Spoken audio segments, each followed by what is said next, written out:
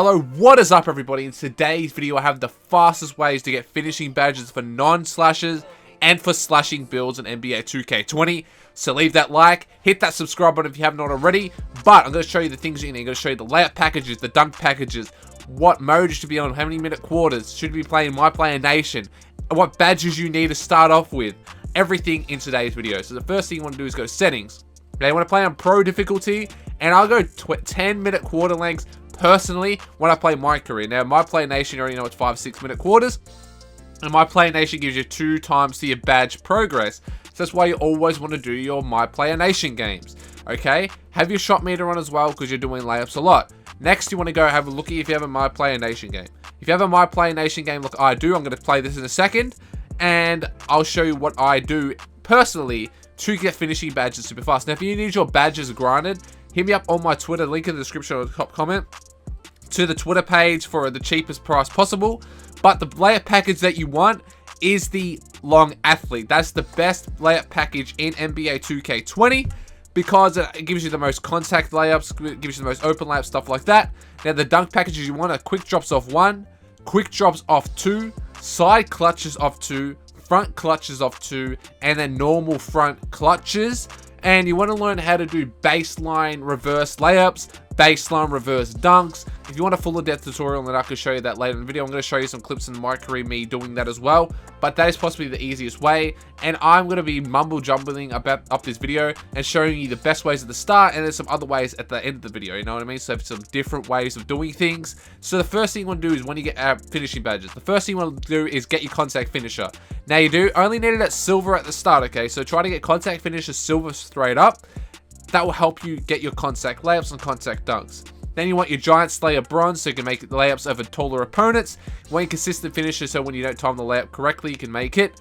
Relentless finisher so when you drive into the paint, you don't lose 2 minutes stamina. You want acrobat so you do the baseline reverse, your acrobatic layups and stuff like that. Slithery finisher to get open without getting heavily contacted. And you do want your fancy footwork, but they're the badges that you need to focus on first when you're going for finishing badges. So go for your contact finisher, then your giant, then your relentless, then your consistent, acrobat, and fancy. Fancy is not really when you need to get badges in my career.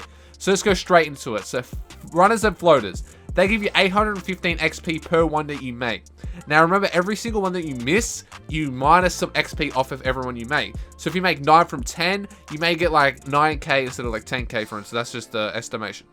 Now, what you want to do is go quick isolation when everyone walks out of the paint. Once you have the one side of the court all to yourself, all you want to do is blow past your opponent and then do a little floater in the paint. And I make like, say, 17 out of 20 runners and floaters in my game without, I don't need floater specialist or teardropper, what do you want to call it. I don't need that. But teardropper is the best. Now, you can do it off the pick and roll as well. But the best way to do it is off the quick isolation. Wait for the one side of the court all to be cleared out. And then once the half the side's cleared out, you can get that easy runner and floater. But this gives you the most XP out of every single thing that you do. And for non-slashing players, so no blue in your pie chart, you will get 430 XP per runner and floater that you make. Remember, everyone you miss, you lose rep on that. Next, we have acrobatic layups. Now, you get 774 XP per one that you make. Remember, it's like the runners and floaters. So if you miss one, you do lose XP on everyone that you make. So instead of getting 774 per, you probably get 730 per, then 720 per, stuff like that. It keeps negating it. What you want to do is quick isolation, wait for the side of the court to clear out. Or you can do quick isolation, then pick and roll. And then all you do is double tap X or double tap square in the paint, and you do an acrobatic layup. Now, for non-slashing builds, so no blue in your pie chart, for an acrobatic layup, you get 410 XP per acrobatic layup that you do and you make. So remember that acrobatic layups are the second best, and as you guys see right there, that is a baseline reverse layup, and that's why you need acrobat bronze to make them. Next, we have the alley-oop dunks and layups. For an alley-oop dunk, you get 850 XP. For an alley-oop layup, you get 600 XP per. For non-slashing players, you do get a finish. You don't get that much really. Alley-oop dunk, you get 440 XP per, and 315 XP for an alley-oop layup. Now, you can miss as many as you want because you don't lose XP for missing any of these. But alley-oop dunks and alley-oop layups are possibly they're the third best thing to do to get finishing badge rep. Now, all you want to do is that you'll do it on the fast break. You can either self alley-oop it to yourself, or you can pass it to a teammate, then run up the middle of the court, and then double tap Y or double tap triangle to get your teammate to throw up an alley-oop to you. And you can either do an alley-oop dunk or an alley-oop layup. And remember, to get the full extent of everything that you do want to have finishing in your pie chart. So non-slashing builds will not get as much as slashing builds. So again, alley-oop layups 315 and 448 for a dunk for non-slashing pie chart users. And then for pie chart users, you get 850 for a dunk and 600 for a layup. Let's go on to the next method. Next up, we have contact dunks and contact layups. So in order to do a contact dunk or contact layup, just run into the paint. And if you get contact on the dunk, you'll get it in. Now basically, to get contact dunks, you do want to do a hop step. And when you do a hop step, he will automatically dunk the ball because you're on pro difficulty or in My Play Nation, as you guys see right there. Do a hop step and he will dunk it down.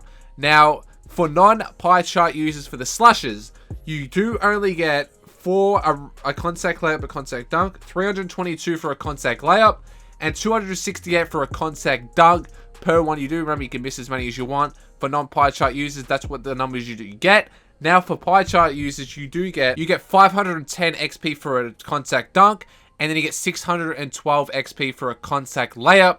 For everyone that you make, remember, you can miss as many as you want. But for non-pie chart users, you get almost less than half. And for pie chart users with slasher in them, with the blue in the pie chart, you do nearly get double. So you get a lot for contact layups and contact dunks.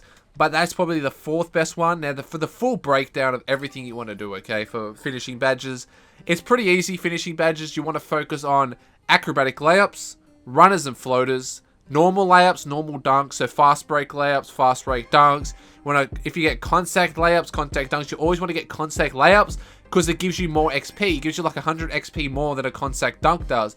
But if you want to get contact dunks, to do a quick hop step in the paint, so double tap X or double tap square in the paint, and he will automatically dunk it down. Now for a contact layup, you just got to run in and just hold X, basically, or hold square, and you do a contact layup. But you get a lot of XP for doing just simple stuff like runners and floaters, which is really easy to do. Acrobatic layups, which is really easy to do as well. I'm going to show you the end of the video in a second. All the breakdown of the pie, when I finished the game, what I had, like all the breakdown and stuff like that. But for non-pie chart users for slashing, you don't get that much. But if you want to get a lot of rep, you want to do alley-oop dunks and alley-oop and then runners and floaters, as well as acrobatic layups, because they're going to give you acrobatic layups, give you 410. This for non-pie chart users, 410 for acrobatic layup, 448 for a dunk, alley-oop dunk, and alley-oop layups 315. Runners and floaters is 430. A regular dunk is 218, and a regular layup is 165. So you get like 400 for a normal dunk, and then you got like 300 and something for a normal layup, which is not that bad, to be honest, when it's just a regular dunk and a regular layup for pie chart users, non-pie chart users. And you want to focus on doing fast breaks. So on the defensive end, you want to run the 2-3 zone or the 3-2 zone. The 3-2 zone, I think, is better because you have 3 in the paint and 2 on the perimeter, and they'll most likely take a shot on the perimeter. Or you can do a half-court trap, which traps them at the half-court, and they will be stuck at that half-court, okay? So that's probably why you want to do that. I'll talk about that in a second. But I got 53,000 XP for that finishing right there. But that's what I got for Hall of Fame, by the way. That's Hall of Fame difficulty. That's what I got for Hall of Fame. But remember, you get more for pie chart, for blue in your pie chart than slashes, you know. For non-slashes, you don't get as much as you really need. But as you guys can see, this is the breakdown. 2,046 for contact dunks. For contact layups, posterizing dunks. Again, I forgot to put that in the video. Posterize, that's a contact dunk actually, 1,020. Acrobatic layups, got 2,980. As you see, for certain things that I do lose a lot of rep for most of them. So with doing acrobatic layups and acrobatic dunks and stuff like that, runners and floaters, every single one I miss, I'm losing XP every one I miss. So you want to be able to shoot a high clip of runners and floaters and a high clip of acrobatic layups, so then you can get more badge progress towards finishing. Okay, if you want to do this in park, you could do this in park. But if you want to do it in park, you want to play, if you're playing as really bad players and you want to go for alley-oop dunks, make sure to be on an interior force or like a BP build, a floor spacing slash or something like that, and catch alley-oops from a teammate who's like a playmaker, so you both get rep.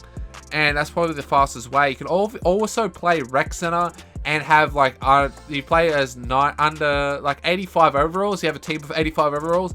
You play low overall players, absolute bums in the rec center, and you can just farm XP for your finishing in that way. But if you want a video on that, of course, just leave a like. But thank you guys so much for watching today's video.